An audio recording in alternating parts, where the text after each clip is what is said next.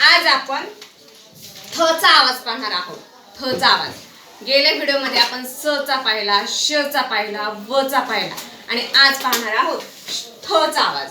आता थ चा आवाज टीएच असतो किंवा टीएच ला थ म्हणतात आणि थ चा आवाज इंग्लिश मध्ये टीएच असतो. लक्षातच ठेवायचं, जिथे चित्र टीएच येत असतो तिथं तिथं थ असतं. थ पा. मग त्यानंतर वाचन तर फार सोपं जातं. पा.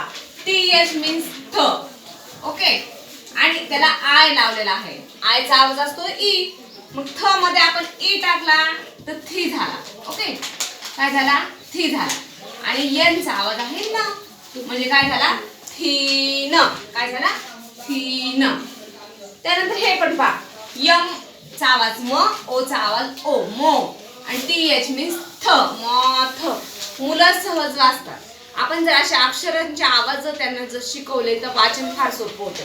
पहा, टीएच मीन्स थ, त्याला ओ जोडला थ आणि आर आणि एन दोन्ही व्यंजन सोबत आले म्हणून जोड असे झाले. थॉर्न. काय झालं? थॉर्न. मग टीएच यू, यू चा आवाज अ होतो म्हणून थच होतो आणि एम बी मीन्स व्यंजन आले दोन्ही पण म्हणजे जोड शब्द झाले म्हणजे थंब. त्यानंतर एम ए टी एच म, मॅ आणि थ, मॅथ. त्यानंतर नॉर्थ. त्यानंतर टीथ, डेप्थ, टूथ आणि थिंक. हे बघा आता टीएच म्हणजे थ, त्याला आय जोडला म्हणजे थी आणि एन के म्हणजे जो दोन्ही व्यंजन सोबत आहे म्हणून जोडाक्षर तयार झाला म्हणजे थिंक. थिंक. थिंक मीन्स सोच. त्यानंतर डब्ल्यू आय व्ही आणि त्याला थ जोडला म्हणजे टीएच जोडला म्हणजे विथ. विचा अर्थ आहे सोबत आणि काही अर्थ मुलांना पाठ होण्यासाठी आपण इथे शब्द पण दिलेले आहेत. अशा प्रकारे आज आपण थ चा आवाज पाहिलेला आहे आणि त्याच्याशी रिलेटेड शब्द पाहिलेले आहे.